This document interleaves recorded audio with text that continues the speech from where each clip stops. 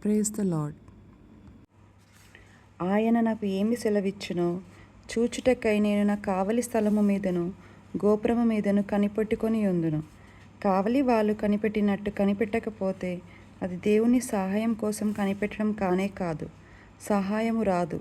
ఆయన నుండి మనకి బలము, ఆపదలో రక్షణ లభించడం లేదంటే మనం దాని గురించి కనిపెట్టడం లేదన్నమాట. మనం మన గోపురం మీద నిలిచి కావలివాడిలాగా దూరాన వస్తున్న దేవుని రక్షణను, ఉపకారాన్ని చూడలేకపోతే అవి దూరంగా ఉండగానే మన హృదయపు ద్వారాలను బార్ల తీసి కనిపెట్టకపోతే అవి మరో దారిన తిరిగి వెళ్ళిపోతాయి. ఒక వ్యక్తిలోని నిరీక్షణ రాబోయే ఆశీర్వాదాల కోసం అతని అప్రమత్తతో ఎదురు చూసేలా చేయలేకపోయినట్టయితే అతనికి ఏమీ దొరకవు. కాబట్టి మీ దైనందిన జీవితంలో దేవుని కోసం కనిపెట్టండి. ఓ సామెత ఉంది, నిజంగా దైవాశీస్సుల కోసం కనిపెట్టే వాళ్ళకి కనిపెట్టడానికి దైవాశీస్సులేమీ అక్కర్లేదు.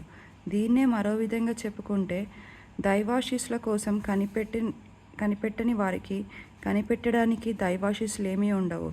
వర్షం కురిసే వేళకి మన ఖాళీ కుండలను తెరిచి ఉంచితేనే కానీ నీళ్లు పట్టుకోలేము.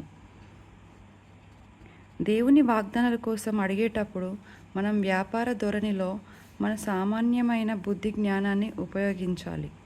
ఎలాగంటే, మీరు ఒక బ్యాంకుకి వెళ్ళారనుకోండి, ఒక మనిషి లోపలికి వచ్చి ఒక కాగితాన్ని కౌంటర్ మీద ఉంచి వెంటనే దాన్ని వెనక్కు తీసేసుకొని బయటకు వెళ్ళిపోయి ఇలా చాలాసార్లు చేస్తూ ఉన్నాడు అనుకోండి, అతనికి ఏమీ లాభం లేదు సరికదా, ఆ మనిషిని లోపలికి రానియవద్దని అంటారు. బ్యాంకులో నిజంగా పని ఉండి వచ్చే వాళ్ళైతే తమ చెక్కుల్ని బ్యాంకులో ఇచ్చి తమకి డబ్బు ముట్టేదాకా ఓపికగా కూర్చొని తమ పని అయిన తరువాతే తిరిగి వెళ్తారు.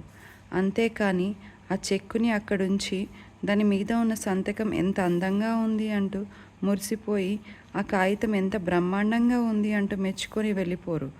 దానికి ప్రతిగా వాళ్ళకి డబ్బు కావాలి. తమ చేతికి డబ్బు వచ్చేదాకా వాళ్ళు సంతృప్తి చెందరు.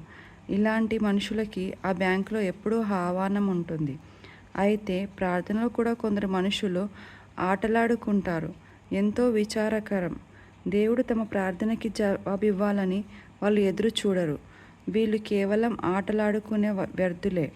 మన పరలోకపు తండ్రి ప్రార్థనలో మనతో నిజమైన వ్యాపార సంబంధాన్ని పెట్టుకోవడానికి సిద్ధంగా ఉన్నాడు. ప్రార్థన చెక్కుని పరలోకపు బ్యాంకులో ఇచ్చి మీ డబ్బు మీ చేతికి వచ్చేదాకా వేచి ఉండండి. నీ ఆశ భంగము కానేరదు.